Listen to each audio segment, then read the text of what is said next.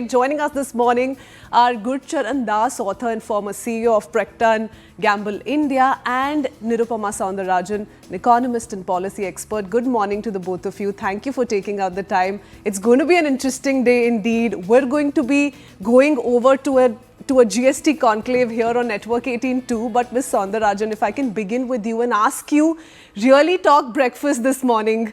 Normally, if we were to just do a little math, I don't know if you've already attempted it, but our viewers would love to hear from some experts on how much they're going to have to pay up for their breakfast, for instance, for going forward. What's your analysis? What kind of relief does this mean for the middleman in terms of a meal, let's say, to begin with? Thank you. Good morning. And I think it's all good news in terms of expenses. See, your essentials, if you're looking at bread, if you're looking at eggs, and if you're looking at milk, I think most of your essentials in that way, the prices have come down. It's a significant cut. Me being a South Indian, I'm still slightly irked by the fact that my dosa batter is still at 18%. That still hasn't come down. But notwithstanding that, but generally across board, I think it will lead to, I believe, at least a significant cut for breakfast, at least by at least 5 to 10% of their bills that they would otherwise make. And I think that's sizable if you kind of, on a cumulative basis, on a monthly basis. Okay, so breakfast, largely good news. I'm very grateful actually that you pointed out that in some areas, because what you're talking about, dosa batter not going low, is going to affect all the states in the south. So let's just talk a little bit about that in a second. Let's go over to Gurcharan Das. He's also with us. And just to remind you, he's the author and a former CEO of Procter & Gamble India. Mr. Das, thank you for joining us here on the Breakfast Club. Mr. Das, if you could explain to viewers, when you first heard the headline, saw the numbers coming in, the kind of changes each sector was going to see, what was your overview as someone who's run a company as big as Procter & Gamble that has so many different sectors? I just want to understand from you, how did you see this first? Well, I think it's good. 2 slabs are better than 5 slabs. We should move ultimately to 1 slab, which was the ambition. But actually, we could, in the near future, slowly move to a 7 and 15 rather than 5 and 18. 5 and 18 is a big gap. And there'll be a lot of pressure by people who are in the 18 to bring down, to lobby, to litigate, to bring their product down to 5. So I would say, and so that's one suggestion. Second, I'm glad that this is a middle class action. In our country, middle class and consumption are something, because of our socialist background, they are not particularly, they're not the valorized, and so it's good, but we shouldn't have too high an expectation for consumption to increase right away. It'll be a slow process. But the real concern I have is that still, there have been a lot of administrative improvements, but there's a lot more. Refunds take a long time for the poor storekeeper. And so it'll be much better. One day, our ambition should be, GST should be called good and simple tax. We need that simplicity which was achieved in the faceless assessments in income tax. We've done it in income tax. So the same thing, take out the friction, take out the corruption, all that is something that we should aspire to. And my final point is one. I like the expression Mr. Modi kept using, Atmanirbhar, Swadeshi, but to a lot of people, it's sending the wrong message. Meaning that, Atmanirbhar can mean self-reliance and also self-sufficiency. Now, self-reliance is good, to have confidence in yourselves. That's good. But self-sufficiency, because we've been a protected economy, we were closed economy. From the 1960s onwards, we have talked about import substitution, etc. And this was wrong economics. The reality should be, and Mr. Modi actually means that, produce buy products made in India, produced in India. So what we need to do is to open our economy, to bring in the big brands in India to compete with Indian brands. That is why the Indian brands that's how they will improve to world standards. Today, there's not a single Indian brand in the global market. Now, that's for a country of our size and our ambition. That's not a good thing. So, what we need is the idea make in India for the world. Every time he says it, he should say make in India for the world. And we can do it. And what is good about this Trump tariffs has really got us all riled up. But actually, he is asking us to do what's good for us, which is to bring down our tariffs, make us an open economy, compete, bring the best classroom for learning to be a strong company is competition. And in competition, then we will innovate, we'll improve, and we'll become better and better. So, therefore, it's very important. No country in the world went from being a poor country to a rich country without exports. And today, our manufactured exports, goods exports, are only 2% of world exports. And so there's a lot of potential for us.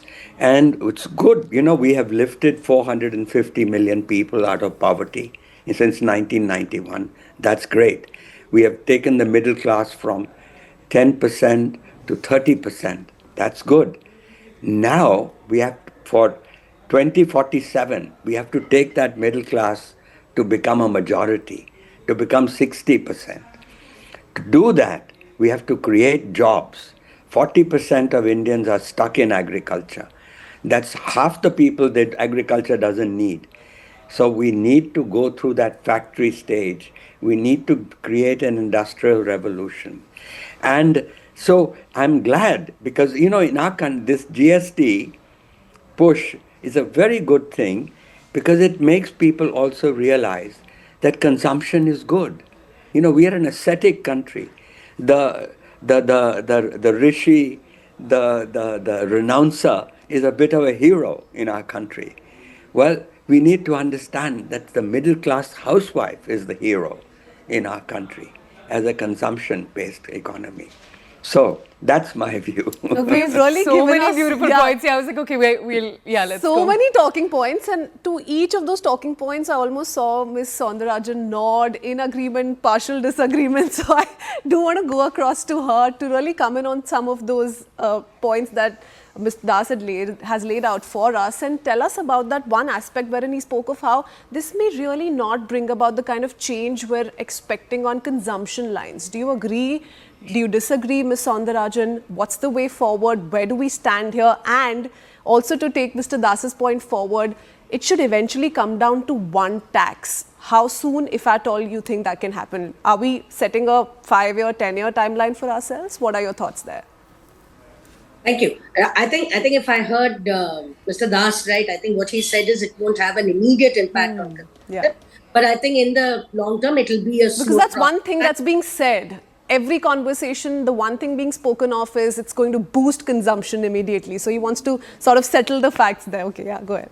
I don't think there's going to be an immediate boost in consumption for a very simple thing, because what one person consumes is not going to rapidly or dramatically change just because there's a change in GST.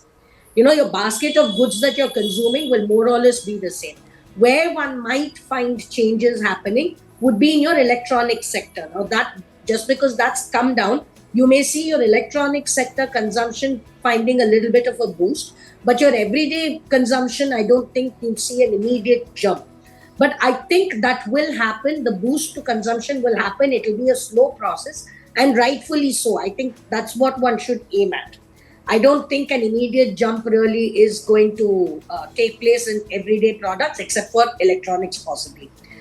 In terms of one tax, I think I don't see it happening for some time, because this has taken, I think, around 10 years. So maybe another 10 years before one looks at a a single tax kind of process for GST, but because this is just now come in as 2.0. So if you're looking at single tax for GST, then you're looking at a 3.0, which will be at least another 10 years. But I don't think that's going to be feasible either.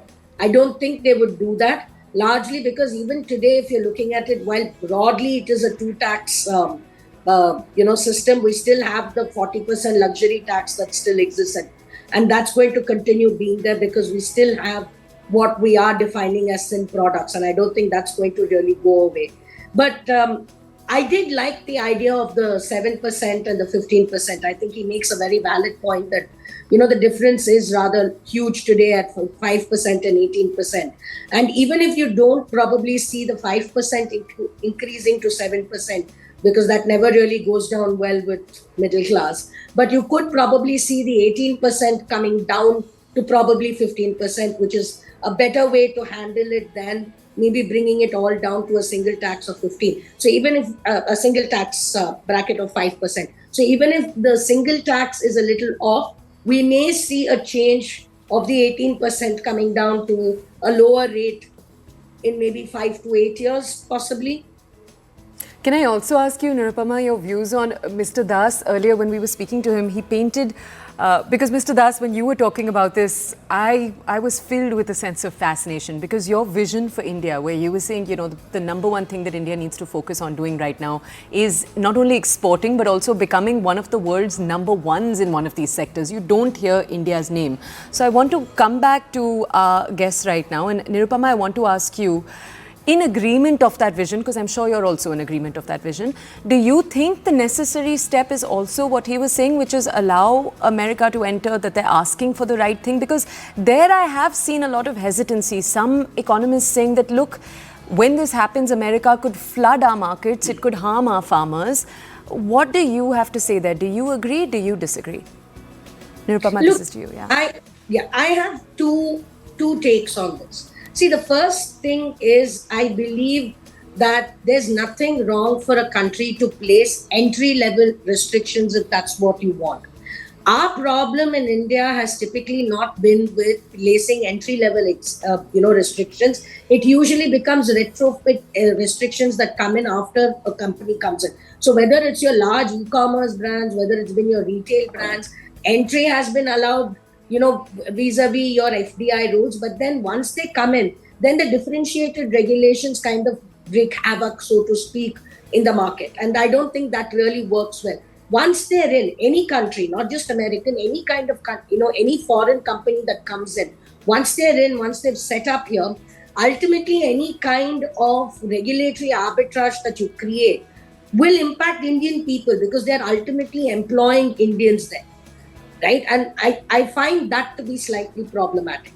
The second thing is, I think, it works both ways, and I think it works depending on sectors. The concern over dairy is not just in terms of whether they would be flooding the market, but it's also about what kind of feed the cows have there. So it's their entire veg versus non-veg milk that was kind of doing the rounds, I think, at some point.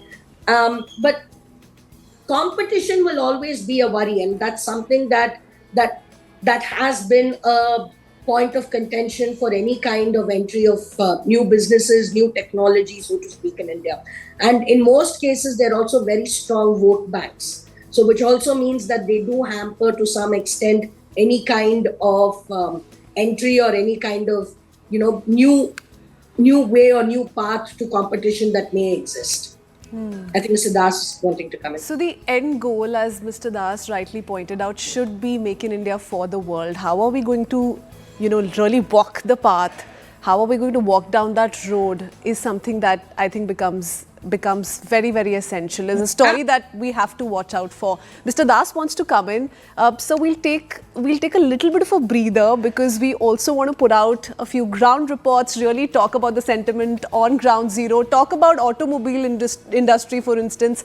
I do want to in particular ask you about the aspirational middle class there. So let's play out this ground report. A major tax overhaul driving momentum in the automobile industry. The GST Council slashing rates for small cars and bikes. Hiked taxes on luxury vehicles, scrapped the compensation cess to small vehicles, now see lower prices. which has fueled customer interest and has in fact also given a rise to more bookings. While concerns remain over old inventory, experts expect smooth transition support. Akash gets us more details on how this is playing out overall. Take a look.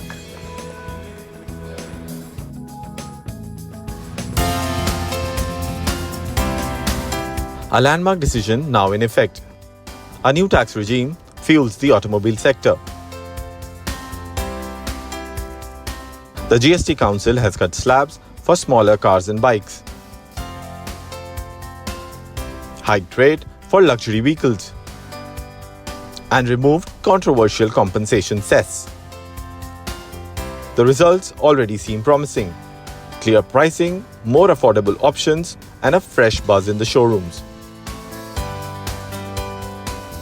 Earlier, cars attracted GST plus multiple layers of cess. GST 2.0 has merged almost all those charges. For small cars, defined as petrol engines up to 1200cc or diesel up to 1500cc and length under 4 meters. The change means big relief. For larger SUVs, it translates into a straight but steeper 40% tax. If an entry-level vehicle has to be purchased, a passenger vehicle, it used to cost 29%, which was 28% GST and 1% cess. It is now straight away coming down by 11% to 18%. So it's a huge discount or a huge benefit for the customer who wants to enter and buy a four-wheeler. While the industry acknowledges the benefits, there is some concern over existing inventory that was procured with cess. Experts believe a mechanism will be provided to address this transition. Post 22nd September, when we sell this to the customer, we will not be able to charge any cess from the customer because there is no more cess now in the new GST 2.0 regime. Hence, the cess which is remaining in our books is becoming a liability for us because we have taken inventory funding from banks. At car showrooms, inquiries have surged since the announcement. Customers are keen to know the revised prices. Even though display boards aren't fully updated, showrooms have already begun offering GST and cess-free rates. Bookings are on the rise. हम नए price उनको बता के उनको हम booking भी ले रहे हैं, कस्टमर बुक भी कर रहे हैं. शरादों का सीज़न डाउन तो है, बट इस वजह से हमारे पास नई बुकिंग्स भी आ रही हैं, नई इंक्वायरीज जनरेट हो रही हैं. The removal of cess, along with the change in slabs, effectively means a double benefit. Savings are more substantial, often enough to alter buying decisions. We were almost, going to give the check. We got this gift. The total difference in money was coming out to be something around 1.43 lakhs or something around that. And that much money in terms of percentage or whatever it is will go into the pockets of the, citizens of this country and will definitely help the economy of this nation. Analysts say the festive quarter could witness a sale jump of 15 to 20%. Showrooms are already witnessing long queues of inquiries and now await a full throttle momentum in sales. Okay, let's go back to our guests. Mr. Das and Nirupama both remain with us. Let's go over to both of them to understand more about the way they look at this. Mr. Das, you before we went into that, you had something to say in this larger question of how do we actually transition. Today is an incredible day, but it's one step in steps that you believe need to be taken to make in India for the world truly. Tell us what it is that you had to say, because we'll come to you. What I was going to say is the model I have was not to flood India with goods from all over the world. The model I had actually was that to me the iPhone production in India is the model. In other words, each chief minister of a state who wants jobs and prosperity should go to the top brands in the world. And these are all labor-intensive manufacturers. Ask them to produce in India and export out of India. That's what iPhone is doing. iPhone's production is only very small part is for India. It's all for the world. Now that we should become a manufacturing country.